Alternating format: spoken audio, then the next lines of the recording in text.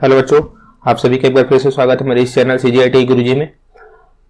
इससे पहले हम लोग ने जावा का जावा एमसीक्यूज का पार्ट 1 देख चुका है। ठीक है, जावा एमसीक्यूज का पार्ट 1 हमने कंप्लीट कर लिया है। आज हम जावा एमसीक्यूज का पार्ट 2 देखने जा रहे हैं। ठीक है, और पार्ट 1 में हमने क्या है 1 से 20 तक का क्वेश्चंस कंप्लीट कर लिया था। ठीक है, आज हम लोग पार्ट 2 में 21 से आगे क्वेश्चंस देखेंगे। ठीक है, तो चलिए हम लोग पहला अपना क्वेश्चन शुरू करते हैं। ठीक है, तो पहला क्वेश्चन है आइडेंटिफाई द इनफाइनाइट लूप। ठीक है, identify the infinite loop, Anant loop की पहचान करें। ठीक है, तो इसमें से देख सकते हैं यहाँ पे सभी हमारे जो फॉर लूप है। ठीक है, तो फॉर लूप में देख सकते हैं ये पहला वाला ऑप्शन में क्या हो रहा है। यहाँ पे देखिए पहला पार्ट क्या रहता है, इनिशियलाइजेशन का रहता है। दूसरा पार्ट क्या रहता है, कंडीशन का रहता है। तीसरा पार्ट क्या रहता है, इंक्रीमेंट या डिक्रीमेंट का होता है। देखिए यहाँ पे क्या हो रहा है, दूसरा पार्ट कंडीशन पार्ट हमारा नहीं दिया है। ठीक है, तो इसलिए इनफाइनाइट टाइम चलेगा। ठीक है, चूंकि कंडीशन दिया ही नहीं है। ठीक है, तो ये तो इनफाइनाइट टाइम्स चलेगा। ठीक है, फिर दूसरे वाले में देखिए आप क्या दिया है, इनिशियलाइजेशन पार्ट में आई की वैल्यू क्या है, 0 है। और यहाँ पे क्या आ रहा है, आई इज लेस देन 1, यानी यहाँ पे कंडीशन क्या हो रहा है, 0 इज लेस देन 1, तो ये ट्रू हो गया। और यहाँ पे आई माइनस मतलब आई की वैल्यू अब क्या हो जाएगी, 0 - 1 यानी -1 हो जाएगी। अब फिर यहाँ अगली बार में यहाँ से लूप यहाँ जाएगा तो -1 इज लेस देन 1, फिर -2 इज लेस देन 1। तो इस तरीके से क्या होगा, हमेशा जो है ये कंडीशन आपका ट्रू ही रहेगा, तो इसलिए ये भी इनफाइनाइट टाइम्स चल जाएगा। ठीक है, फिर आपका तीसरा देखते हैं हम लोग फॉर लूप। यहाँ पे देख रहे हैं, यहाँ पे भी हमारा जो बीच वाला कंडीशन पार्ट है ये दिया नहीं है, इसलिए ये भी इनफाइनाइट टाइम्स चलेगा। ठीक है, तो इसका सही ऑप्शन होगा option number D. Question number 22 देखते हैं। ठीक है, which of the following is used to find and fix bugs in the program. ठीक है, निम्न में से किसका उपयोग प्रोग्राम में बग्स को खोजने और ठीक करने के लिए किया जाता है।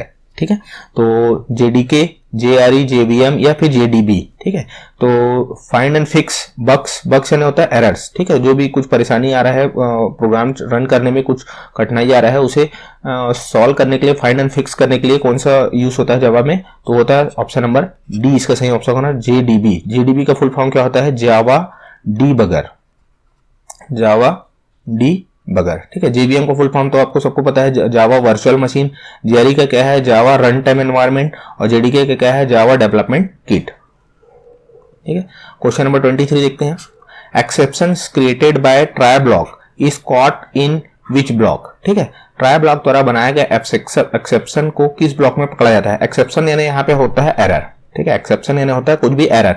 ठीक है, तो उसे ट्राई ब्लॉक जब कैच करता है, तो ट्राई ब्लॉक जब क्रिएट करता है तो उसे किस ब्लॉक के द्वारा पकड़ा जाता है। ठीक है, तो उसका सही ऑप्शन होगा आपका कैच होगा, या थ्रो होगा, या फाइनल होगा, या फिर नन। ठीक है, तो इसका सही ऑप्शन होगा ऑप्शन नंबर ए।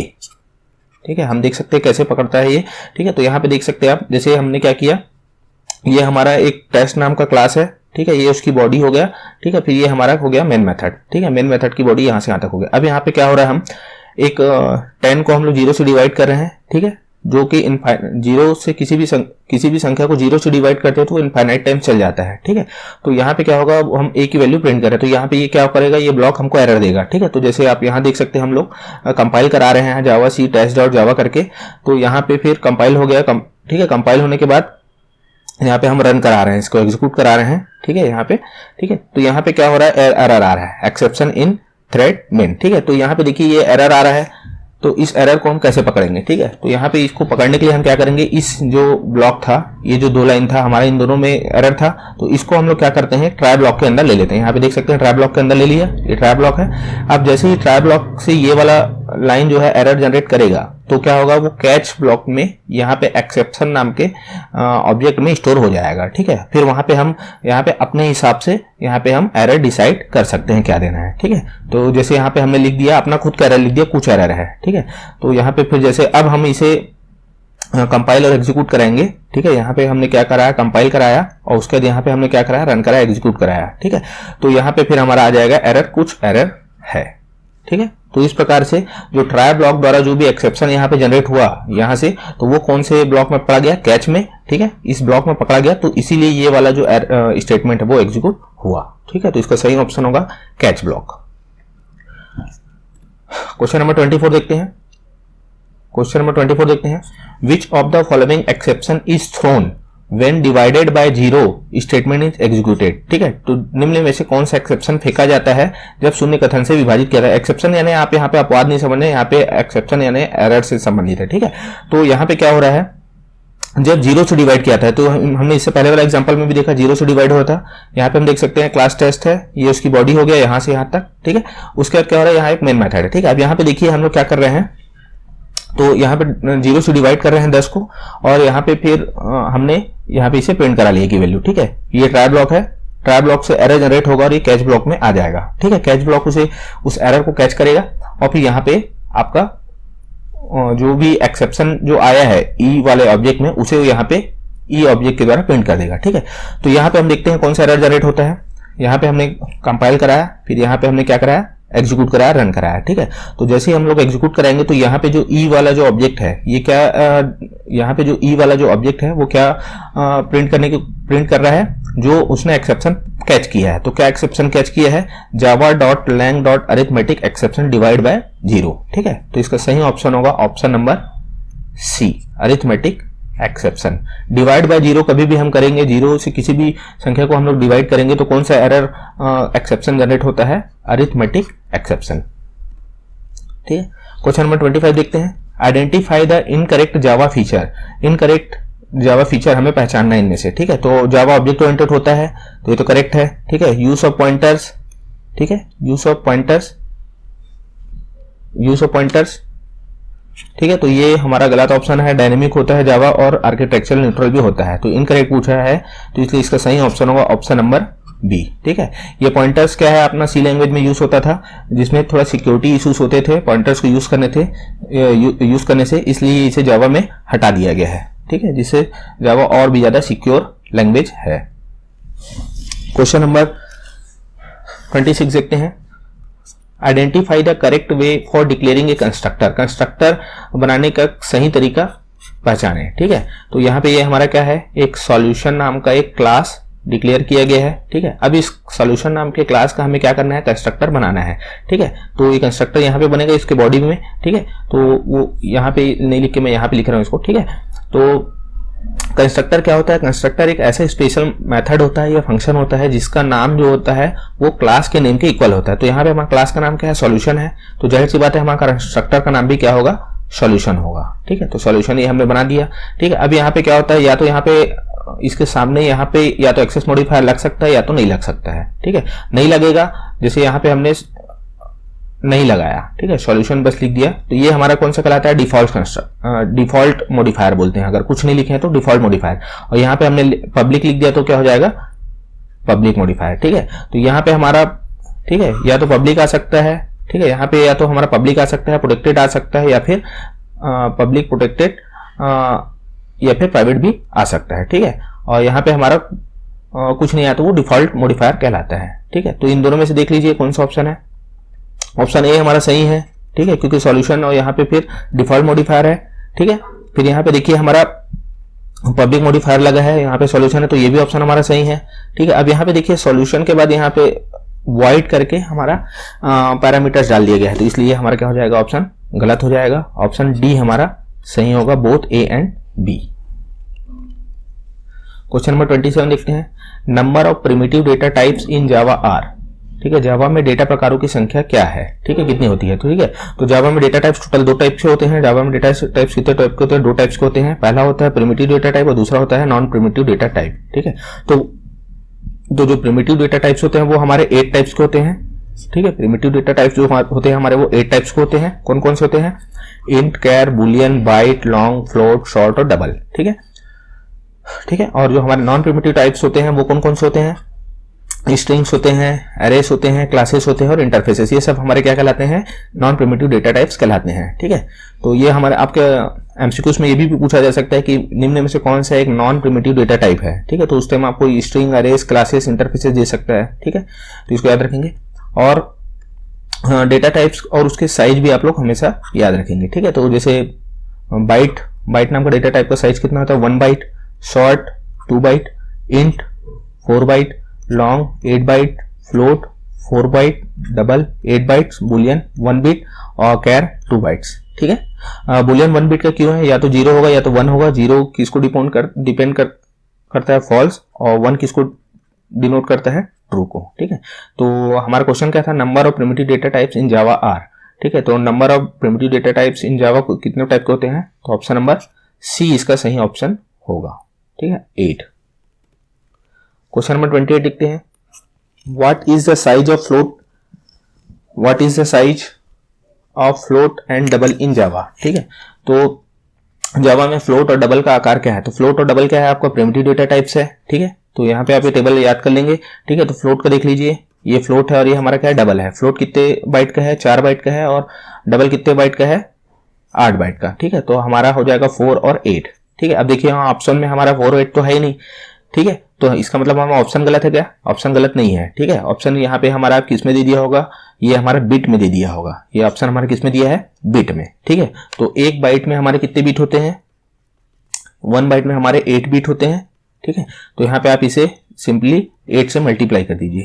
ठीक है, तो 4 8 हो गया, यहाँ पे 32 हो गया, और 8 8 यहाँ पे हो गया 64। ठीक है, तो 32 और 64 हमारा सही ऑप्शन होगा। तो ऑप्शन ए ही हमारा सही है, इसलिए हमारा ए ऑप्शन सही होगा। क्वेश्चन नंबर 29 देखते हैं, अरेस इन जावा आर। जावा में एरे है। ठीक है, तो जावा में एरे को क्या कहते हैं, ये हमारा नॉन प्रिमिटिव डेटा टाइप्स है। ठीक है, ये कौन सा हमारा है, नॉन प्रिमिटिव डेटा टाइप है। ठीक है, तो यहाँ देख सकते हैं हमारा ऑप्शन में कोई है कि नहीं है, object references, object, primitive data type, है ना, या फिर नन। ठीक है, तो इसमें सही ऑप्शन होगा इसका ऑप्शन नंबर बी। ठीक है, जावा में everything in Java is object. ठीक है, तो अरे भी जो है वो जावा में ऑब्जेक्ट ही कहलाता है। जो अरे हम डिक्लेयर करते हैं वो भी एक अरे नाम का एक ऑब्जेक्ट होता है। स्ट्रिंग डिक्लेयर करते हैं वो भी हमारा जावा में क्या होता है, ऑब्जेक्ट्स होता है। ठीक है, तो सही ऑप्शन होगा option number B. Question number 30 देखते हैं, When is the object created with new keyword? New keyword से जब भी हम ऑब्जेक्ट बनाते हैं तो वो कब क्रिएट होता है। ठीक है, तो at run time, at compile time, depends on the code, या फिर नन। ठीक है, तो ये मैंने आपको जावा की थ्योरी क्लास जो बताया था बेसिक कॉन्सेप्ट वाली, उसमें मैंने बताया था जावा में जब भी हम लोग न्यू कीवर्ड के थ्रू हम लोग ऑब्जेक्ट क्रिएट करते हैं। ठीक है, तो वो ऑब्जेक्ट कब क्रिएट होता है, at run time. Option number A इसका सही ऑप्शन होगा। ठीक है, क्वेश्चन नंबर 31 देखते हैं, identify the corrected definition of A package. ठीक है, पैकेज की सही परिभाषा को पहचाने। ठीक है, तो जावा में पैकेज आप कभी भी पढ़ेंगे तो पैकेज से आप एक चीज हमेशा समझेंगे कि पैकेज यानी हो जाता है फोल्डर। एक सामान्य भाषा में हो जाता है फोल्डर, और ये एक ऐसा फोल्डर होता है जिसमें इस फोल्डर में क्या क्या रहता है, एक हमारा रहता है क्लासेस रहता है, और दूसरा क्या रहता है हमारा इंटरफेसेस। ठीक है, तो क्लास इंटरफेस भी क्लास के जैसे ही होता है लेकिन थोड़ा से अलग होता है। ठीक है, तो आप लोग अभी फिलहाल ये याद रखिए कि जो पैकेज होता है वो क्या होता है, एक फोल्डर के जैसा होता है। इस फोल्डर में क्या क्या होते हैं, क्लासेस और इंटरफेसेस रहते हैं। तो इस ऑप्शन में देख सकते हैं हम लोग, a package is a collection of editing tools, ये तो गलत होगा। A package is a collection of classes, ये सही है। ठीक है, ये package is a collection of classes and interfaces, ये भी सही है। A package is a collection of interfaces. ठीक है, तो इसमें सही ऑप्शन होगा ऑप्शन नंबर सी। ठीक है भाई, तीनों ऑप्शन तो एक साथ सही नहीं हो सकते ना, तो कोई एक कोई लगाना है, इसलिए यहाँ पे हमारा क्लासेस और इंटरफेसेस दोनों दिया है। ठीक है, इसलिए हमने ऑप्शन सी को सही ऑप्शन लगाया है। क्वेश्चन नंबर 32 देखते हैं, identify the keyword among the following that makes a variable belong to a class rather than being defined for each instance of the class. ठीक है, आइडेंटिफाई द कीवर्ड, कीवर्ड हमें पहचानना है, among the following that makes a variable, एक किसी variable को belong to a class. ठीक है, रेदर यानी होता है छोड़कर, रेदर देन होता है छोड़कर। ठीक है, छोड़कर, तो किसे छोड़कर, इंस्टेंस ऑफ द क्लास यानी होता है ऑब्जेक्ट। ऑब्जेक्ट का डेफिनेशन है ऑब्जेक्ट डेफिनेशन ही होता है इंस्टेंस ऑफ द क्लास।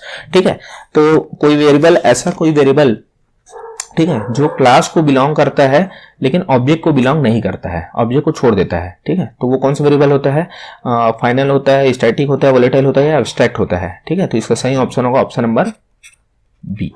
ठीक है, स्टैटिक क्यों होगा, मैंने आपको जावा के बेसिक कॉन्सेप्ट वाले क्लास में बताया है कि भाई जब हम किसी वेरिएबल को ऑब्जेक्ट बनाए बिना ही कॉल कर देते हैं, या किसी वेरिएबल को हम लोग जब स्टैटिक डिक्लेयर कर देते हैं, ठीक है, स्टैटिक इंट ए नाम का। ठीक है, तो अब हम इस ए नाम के वेरिएबल को हम यूज करना चाहते हैं क्लास का।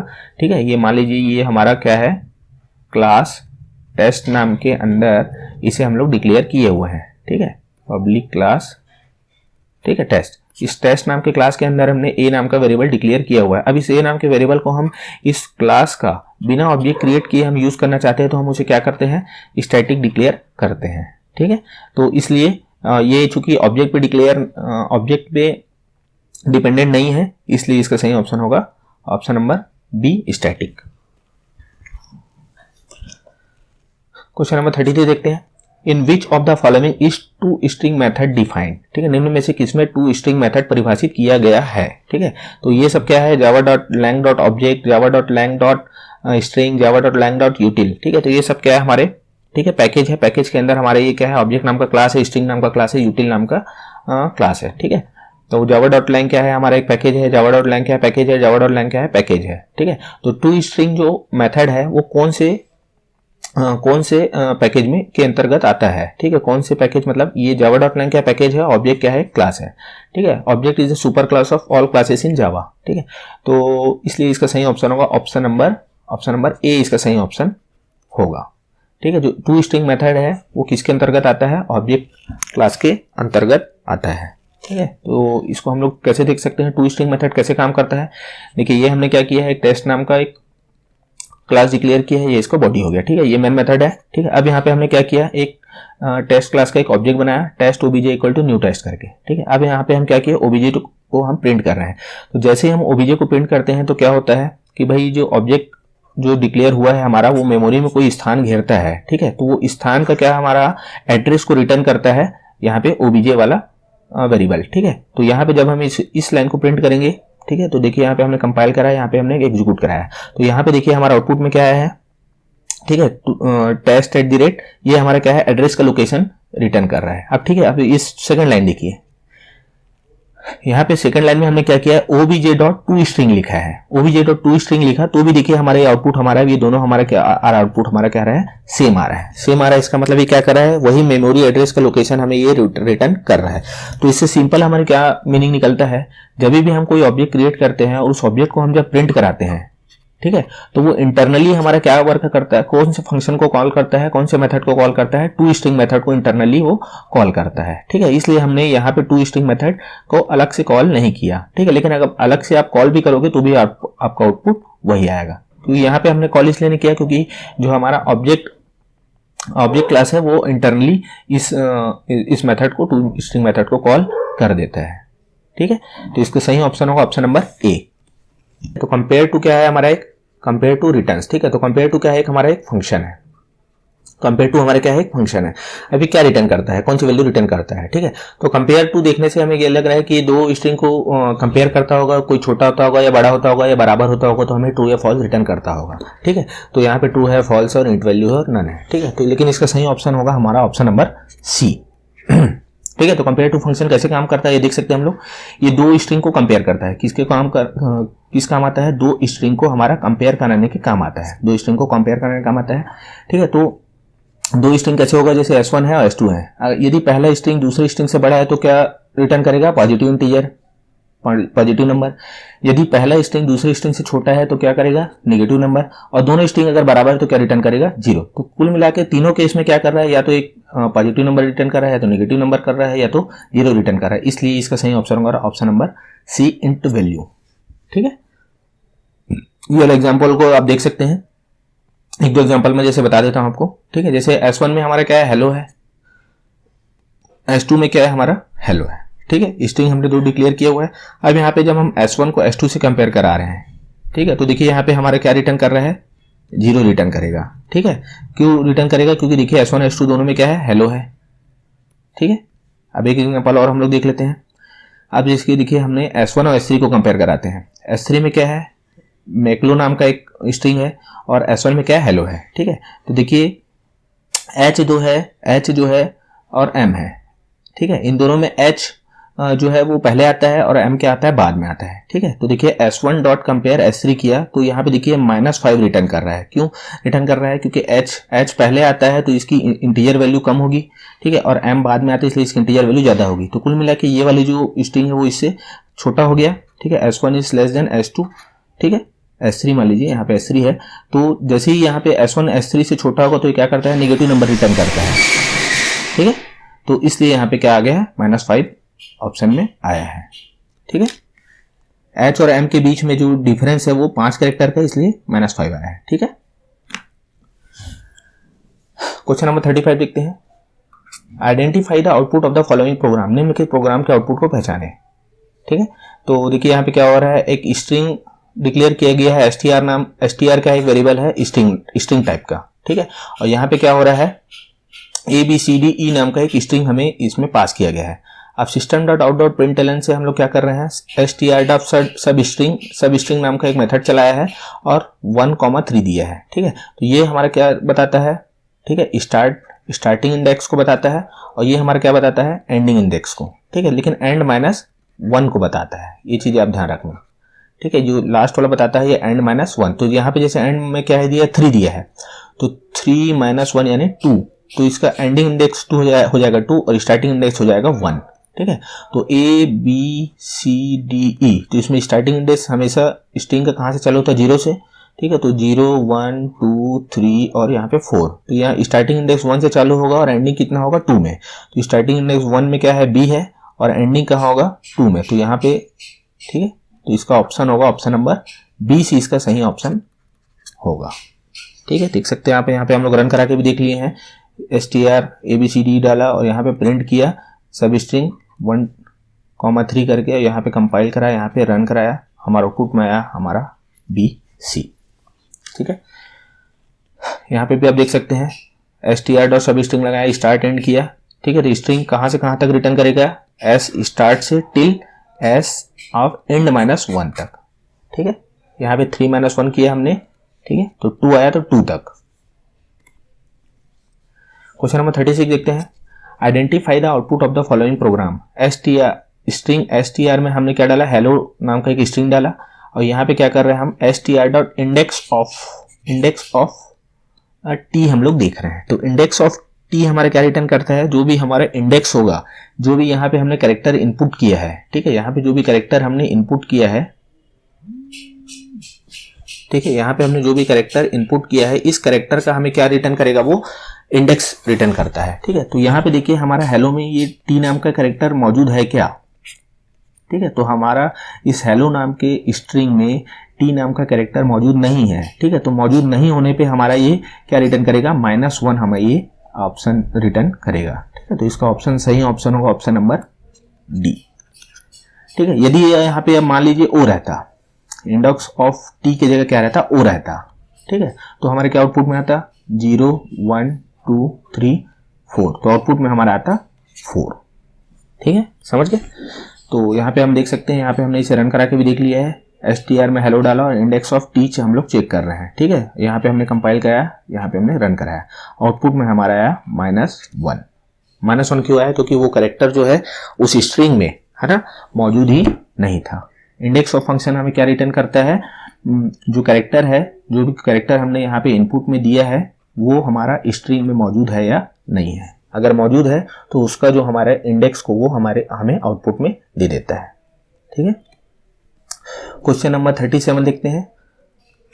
Identify the output of the following programme. ठीक है, तो हमारा आउटपुट इस प्रोग्राम का क्या आएगा। ठीक है, तो यहाँ पे टेस्ट नाम का एक हमने क्लास डिक्लेयर किया हुआ है, इसके बॉडी यहाँ से लेके यहाँ तक। ठीक है, अब यहाँ पे हमने क्या किया है, str1 में हमने क्या डाला है, 1 डाला है, str2 नाम के एक स्ट्रिंग में हमने क्या डाला है, 2 डाला है। अब यहाँ पे हमने क्या कर रहे हैं, str1 डॉट कॉन्केट str2 कर रहे हैं। तो कॉन्केट फंक्शन क्या करता है, दो स्ट्रिंग को एक दूसरे से हमें क्या कर देता है, जोड़ देता है, मिला देता है। तो पहला स्ट्रिंग है हमारा 1 और दूसरा स्ट्रिंग हमारा 2, तो इसका आउटपुट आ जाएगा हमारा 1 2। ऑप्शन नंबर सी इसका सही ऑप्शन होगा। ठीक है, तो देख सकते हैं आप लोग, यहाँ हमने कंपाइल कराया और रन कराया, तो हमारा आउटपुट में आया 1 2। ठीक है, क्वेश्चन नंबर 38 देखते हैं। To which of the following does the class string belong to. ठीक है, तो स्ट्रिंग नाम का जो क्लास है वो कौन से पैकेज में बिलोंग करता है। ये सब जो भी दिया हुआ है ये हमारा क्या है, पैकेज है। ठीक है, ये सब हमारा क्या है, पैकेज है। पैकेज मैंने पहले ही बताया था, एक पैकेज हमारा क्या होता है, फोल्डर की तरह होता है, आप इसे फोल्डर की तरह देख सकते हैं। और पैकेज के अंदर क्या होता है, क्लासेस और इंटरफेसेस का क्या होता है, इंटरफेसेस का कलेक्शन होता है। ठीक है, क्लासेस और इंटरफेसेस का कलेक्शन होता है जो पैकेज है। ठीक है, तो यहाँ पे कुछ क्लासेस होती हैं, जैसे हमारा क्या है, यहाँ पे एक बोल रहा है स्ट्रिंग क्लास। ठीक है, तो स्ट्रिंग क्लास बोल रहा है ना, देखिए स्ट्रिंग क्लास कौन से पैकेज को बिलोंग करता है, ठीक है, तो इनमें से कौन से पैकेज को बिलोंग करता है, तो इसका सही ऑप्शन होगा java.lang, java.aw2, java.applet या java.string। तो यहाँ पे आप java.string देख के आप इसे फट से मत लगा देना, ठीक है, ये गलत है। इसका सही ऑप्शन होगा ऑप्शन नंबर ए, java.lang पैकेज के अंदर में स्ट्रिंग क्लास बिलोंग करता है। क्वेश्चन नंबर 39 देखते हैं। Identify the return type of a method that does not return any value, ठीक है, उस विधि के वापसी प्रकार की पहचान करें जो कोई मान नहीं लौटाता, ठीक है, तो कोई ऐसा मेथड या फंक्शन जो कोई वैल्यू रिटर्न नहीं करता, ठीक है, तो उसका रिटर्न टाइप क्या होगा भाई, इंट तो होगा नहीं क्योंकि इंटीजर रिटर्न कर देगा, वाइड यानी होता है खाली एम्प्टी, तो इसका सही ऑप्शन होगा ऑप्शन नंबर बी, डबल यानी डबल वैल्यू रिटर्न कर देगा, नन तो होता ही नहीं है, ठीक है, तो इसका सही ऑप्शन होगा ऑप्शन नंबर बी, वाइड, ठीक है। तो यहाँ पे हमने देख सकते हैं यहाँ पे एग्जांपल दिया हुआ है, ठीक है, यहाँ पे हमने क्या किया, ऐड नाम का एक फंक्शन बनाया है जो कोई भी वैल्यू रिटर्न नहीं कर रहा है, ठीक है, तो इसका रिटर्न टाइप हमने क्या डिक्लेयर किया है, वॉइड, ठीक है। यहाँ पे देखिए t1.add को हम लोग जब कॉल कर रहे हैं, ठीक है, t1.add को कॉल कर रहे हैं तो यहाँ पे कोई फंक्शन वैल्यू अगर ये रिटर्न करता है तो यहाँ पे इक्वल टू की जगह यहाँ पे हमने कोई एक वेरिएबल में इस पूरे फंक्शन को जो हमने कॉल किया है उसका रिटर्न टाइप को हम लोग यहाँ पे स्टोर करवाते हैं। लेकिन चूंकि यहाँ पे ये जो ऐड नाम का फंक्शन है में कोई भी वैल्यू रिटर्न नहीं कर रहा है, देखिए डायरेक्ट यहाँ पे क्या कर दे रहा है, आउटपुट हमारा प्रिंट कर दे रहा है, ठीक है, इसलिए इसका रिटर्न टाइप क्या होगा, वाइड, ठीक है। अगर ये रिटर्न टाइप इसका रहता तो देखिए यहाँ पे क्या होता है, ऐड नाम का फंक्शन अगर कोई रिटर्न देता तो यहाँ पे जैसे हमने इंट, ठीक है, इंट नाम का मतलब यहाँ पे हमने रिटर्न टाइप दे दिया इंट, और यहाँ पे हमें क्या करते हैं, रिटर्न नाम का एक कीवर्ड यूज करते हैं, ठीक है, तो जैसे यहाँ पे रिटर्न कर रहे हैं तो a प्लस बी, ठीक है, तो यहाँ पे जैसे हम लोग देखिए t1.add करके हमने कॉल किया है तो इसे हम लोग क्या कर रहे हैं, एक वेरिएबल में स्टोर करा रहे हैं, ठीक है, इसे पॉज करके एक बार इस प्रोग्राम को आप लोग देख सकते हैं, ठीक है। क्वेश्चन नंबर 40 देखते हैं। Identify the modifier which can not be use for constructor, उस मॉडिफायर की पहचान करें जिसका उपयोग कंस्ट्रक्टर के लिए नहीं किया जा सकता, ठीक है। तो मॉडिफायर कितने टाइप के होते हैं, 4 टाइप के होते हैं, ठीक है, कौन कौन से होते हैं, पब्लिक, प्रोटेक्टेड, ठीक है, प्राइवेट और डिफॉल्ट, ठीक है। तो हम लोग क्या है, ठीक है, हम लोग क्या है, ये चारों प्रकार के मॉडिफायर हम लोग कंस्ट्रक्टर में यूज कर सकते हैं, पब्लिक भी यूज करते हैं, प्रोटेक्टेड भी यूज कर सकते हैं, प्राइवेट भी यूज कर सकते हैं, डिफॉल्ट भी यूज कर सकते हैं, ठीक है। तो इसमें देख सकते हैं हमारा ऑप्शन ये भी सही है, ये भी सही है, ये भी सही है, हमारा ऑप्शन नंबर डी गलत है। डी को हम लोग स्टैटिक कीवर्ड को हम लोग यूज नहीं कर सकते क्योंकि स्टैटिक तो वैसे भी मॉडिफायर है भी नहीं, ठीक है। तो यहाँ पे हम देख सकते हैं ये टेस्ट नाम का एक क्लास बनाया, उसमें हमने टेस्ट नाम का एक कंस्ट्रक्टर बनाया, यहाँ पे कुछ नहीं लिखा है, मतलब ये कौन सा कंस्ट्रक्टर है, डिफॉल्ट कंस्ट्रक्टर है, इसके जगह में हम लोग यहाँ पे पब्लिक, प्रोटेक्टेड और प्राइवेट भी यूज कर सकते थे, ठीक है। और ये कंस्ट्रक्टर कैसा फंक्शन होता है, कंस्ट्रक्टर एक ऐसा स्पेशल फंक्शन होता है जो हम जैसे ही उस क्लास का ऑब्जेक्ट बनाते हैं, ठीक है, ये जैसे हमने क्लास का ऑब्जेक्ट बनाया वैसे ही तुरंत ही हमारा क्या हो जाता है, ये कंस्ट्रक्टर हमारा क्या हो जाता है, कॉल हो जाता है और IMA कंस्ट्रक्टर करके यहाँ प्रिंट हो जाएगा, ठीक है। तो जैसे देख सकते हैं यहाँ हमने कंपाइल कराया, फिर यहाँ पे हमने क्या कराया, रन कराया, ठीक है। तो देखिए यहाँ पे सिर्फ हमने क्या किया है, सिर्फ ऑब्जेक्ट क्रिएट किया है, ऑब्जेक्ट क्रिएट करते ही क्या हो जाएगा, ये हमारा कंस्ट्रक्टर क्या हो जाएगा, कॉल हो जाएगा और IMA कंस्ट्रक्टर करके हमारा आउटपुट में आ जाएगा, ठीक है। तो इसका सही ऑप्शन होगा option number D, static. Static नाम का कीवर्ड को हम लोग कंस्ट्रक्टर के सामने यूज नहीं कर सकते, ठीक है, यहाँ देख सकते हैं हम लोग, ठीक है। यहाँ पे हमने जैसे स्टैटिक नाम का कीवर्ड कंस्ट्रक्टर के सामने यूज किया, अब इसे हम कंपाइल कराएंगे तो कंपाइल भी कराने नहीं देगा, यहाँ पे क्या आ जाएगा, हमारा एरर आ जाएगा, modifier static not allowed here. Question number 41 देखते हैं। Identify the prototype of the default constructor, ठीक है, identify the prototype of the default constructor, ठीक है, डिफॉल्ट कंस्ट्रक्टर का प्रोटोटाइप की पहचान कीजिए, ठीक है। तो यहाँ पे सॉल्यूशन नाम का एक क्लास हमारा डिक्लेयर किया गया है, तो इसमें डिफॉल्ट कंस्ट्रक्टर क्या होगा, ठीक है। डिफॉल्ट कंस्ट्रक्टर का मतलब ये है कि हमने कोई कंस्ट्रक्टर बनाया नहीं है तो भी जो कंपाइलर वो अपने मन से एक कंस्ट्रक्टर जावा का जो कंपाइलर होता है वो अपने आप एक कंस्ट्रक्टर पहले से क्रिएट करके रखा होता है, ठीक है। तो हालांकि उस कंस्ट्रक्टर के अंदर कुछ होता नहीं है, ठीक है, तो उस जो डिफॉल्ट कंस्ट्रक्टर होता है उसका सिंटेक्स होता है पब्लिक और फिर कंस्ट्रक्टर का नाम, तो ये हमारा डिफॉल्ट कंस्ट्रक्टर होता है। तो इसका सही ऑप्शन होगा ऑप्शन नंबर डी, ठीक है। यहाँ पे ये वाला ऑप्शन इसलिए नहीं आएगा क्योंकि ये तो हम लोग खुद से बनाते हैं, ठीक है, यहाँ पे बात कर रहे हैं डिफॉल्ट कंस्ट्रक्टर का। डिफॉल्ट कंस्ट्रक्टर यानी आप कंस्ट्रक्टर नहीं भी बनाओगे तो भी एक कंस्ट्रक्टर पहले से जो जावा में कंपाइलर है वो पहले से ही बना देता है। ठीक है, तो हालांकि उसके अंदर में, इस कंस्ट्रक्टर के अंदर में कुछ भी नहीं रहता है, इसलिए कोई आउटपुट आता ही नहीं है, इसलिए हमें वो पता नहीं चलता है। ठीक है, तो कुल मिला के आपको क्या याद रखना है, डिफॉल्ट कंस्ट्रक्टर एक होता है जो ऑटोमेटिक बन जाता है। ठीक है, और उसका जो सिंटैक्स होता है वो क्या होता है, पब्लिक और सॉल्यूशन। क्वेश्चन नंबर 42 देखते हैं।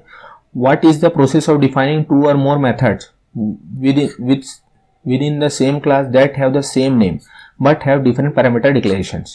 ठीक है, एक ही वर्ग के भीतर दो या दो से अधिक विधियों को परिभाषित करने की प्रक्रिया क्या है जिनका नाम समान है लेकिन अलग अलग मापदंडों की घोषणा है। ठीक है, तो इसको सही ऑप्शन होगा option number method overloading, method overriding, method hiding, none of the mention. तो इसका सही ऑप्शन होगा ऑप्शन नंबर ए।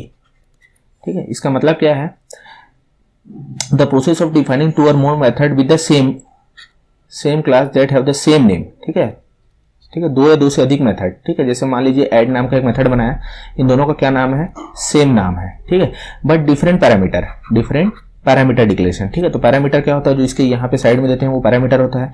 तो यहाँ पे देख लीजिए, मान लीजिए क्या लिख दिया है, इंट ए, और यहाँ पे लिख दिया है इंट बी। इसमें दो पैरामीटर है, और यहाँ पे हमने क्या किया है, इंट ए, बी और सी। यहाँ पे मान लीजिए हमारे कितने पैरामीटर है, 3 पैरामीटर है, इंट सी। ठीक है, तो यहाँ पे ये वाला ऐड फंक्शन क्या कर रहा है, 2 संख्याओं को ऐड करने का काम कर रहा है। ये वाला ऐड फंक्शन क्या कर रहा है, 3 संख्याओं को ऐड करने का काम कर रहा है। लेकिन दोनों का मेथड का नाम सेम है। ठीक है, लेकिन सिर्फ किसमें डिफरेंस है, पैरामीटर्स में। ठीक है, ये पैरेंथेसिस के अंदर में लिखते हैं हम लोग, इसको क्या बोलते हैं, पैरामीटर बोलते हैं, पैरामीटर। ठीक है, तो इसी को हम लोग क्या बोलते हैं जावा लैंग्वेज में, इसी को हम लोग बोल देते हैं मेथड ओवरलोडिंग। ठीक है, मेथड ओवरलोडिंग। ठीक है, क्वेश्चन नंबर 43 देखते हैं। विच of this can be overloaded. ठीक है, ओवरलोडिंग मैंने अभी बता दिया, वही ओवरलोडिंग की बात हो रही है। ओवरलोडिंग किसे कहते हैं, जब दो या दो से अधिक फंक्शन का नाम क्या हो जाए, सेम हो जाए। ठीक है, जैसे ऐड नाम का फंक्शन, और यहाँ पे क्या हो जाए, पैरामीटर्स की संख्या अलग अलग हो। ठीक है, जैसे ए बी, यहाँ पे सी हो गया। ठीक है, तो इसी को हम लोग क्या बोलते हैं, मेथड ओवरलोडिंग कहते हैं। ठीक है, तो इसमें से कौन कौन सा में मेथड ओवरलोडिंग पॉसिबल है। ठीक है, तो मेथड्स में तो ओवरलोडिंग पॉसिबल है, कंस्ट्रक्टर में भी पॉसिबल है, क्योंकि कंस्ट्रक्टर भी एक क्या होता है, स्पेशल मेथड ही होता है। भाई कंस्ट्रक्टर क्या होता है, फंक्शन ही होता है, इसलिए कंस्ट्रक्टर में भी मेथड ओवरलोडिंग ओवरलोड किया जा सकता है। ठीक है, तो बोथ ए एंड बी इसका सही ऑप्शन होगा, ऑप्शन नंबर सी। ठीक है, भाई कंस्ट्रक्टर भी क्या होता है कि स्पेशल मेथड होता है, इसका डेफिनेशन आप लोग याद करिए। ठीक है, जिसका नाम क्या होता है, क्लास के नेम के समान होता है। क्वेश्चन नंबर 44 देखते हैं। What is the process of defining a method in terms of itself that is a method that calls itself. ठीक है, किसी विधि को स्वयं के संदर्भ में परिभाषित करने की प्रक्रिया क्या है, वह एक ऐसी विधि जो स्वयं को बुलाती है। ठीक है, तो कोई एक ऐसा फंक्शन, ठीक है, जैसे मान लीजिए हमने एक ऐड नाम का फंक्शन बनाया।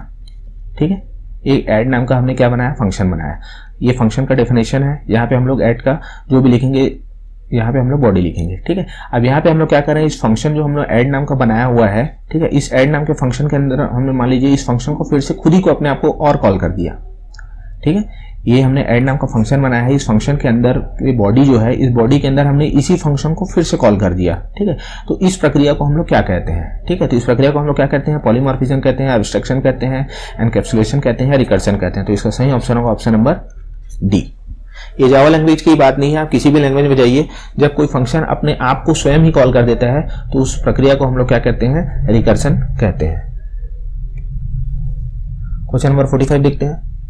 Which of these access specifier must be used for main method। ठीक है, मेन मेथड के लिए इनमें से किस एक्सेस स्पेसिफायर का इस्तेमाल किया जाना चाहिए। ठीक है, मेन मेथड आप लोग समझ गए होंगे, पब्लिक स्टैटिक वॉइड मेन।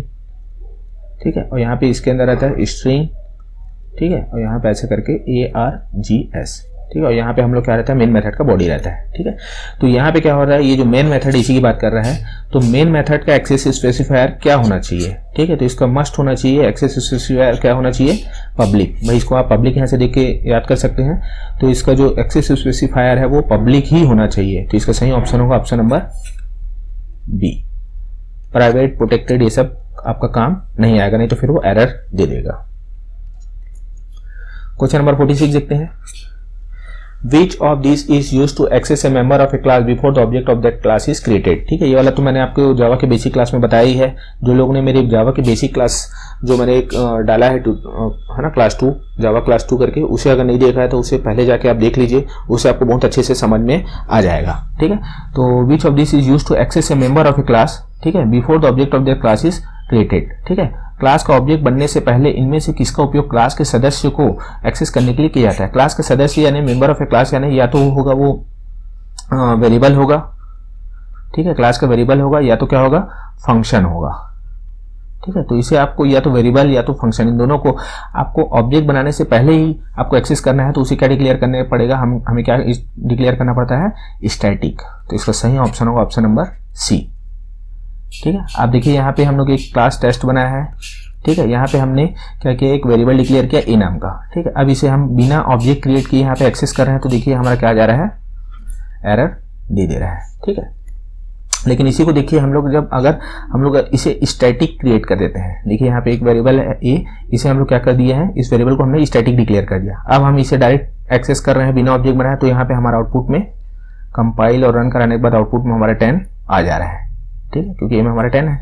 अब लेकिन देखिए हमने क्या किया, ठीक है, अब अगर हमने इसे यहाँ पे स्टैटिक डिक्लेयर नहीं किया है, अब हमें इस वेरिएबल ए को यूज करना है, तो हमें क्या करना पड़ता है, हमेशा उस वेरिएबल को एक्सेस करने के लिए हमें क्या करना पड़ता है, क्लास का ऑब्जेक्ट बनाना पड़ता है। ठीक है, तो ये टेस्ट नाम का क्लास का ऑब्जेक्ट हमने यहाँ पे बनाया, test T1 equal new test करके। ठीक है, तो T1, ठीक है, डॉट करके हम लोग यूज करते हैं T1 डॉट ए करके, तब यहाँ पे ये हमारा सक्सेसफुली रन करेगा। ठीक है, तो इसी के साथ हमारा ये जावा एमसीक्यूज का पार्ट 2, ठीक है, जावा एमसीक्यूज का पार्ट 2 भी यहाँ पे हमारा एंड होता है। आशा करता हूँ आपको ये क्लास अच्छे से एमसीक्यूज की समझ में आई होगी। ठीक है, और किसी को डाउट हो तो कमेंट में जरूर टाइप करेंगे, जिससे मैं आपको रिप्लाई करने की बहुत कोशिश करूंगा। ठीक है, जो लोग मेरे चैनल में पहली बार विजिट कर रहे हैं वो चैनल को सब्सक्राइब करके रखिए, जिससे आपको इस तरह के और वीडियो मिल सके। ठीक है, तो वीडियो को अंत तक देखने के लिए आपका बहुत बहुत धन्यवाद।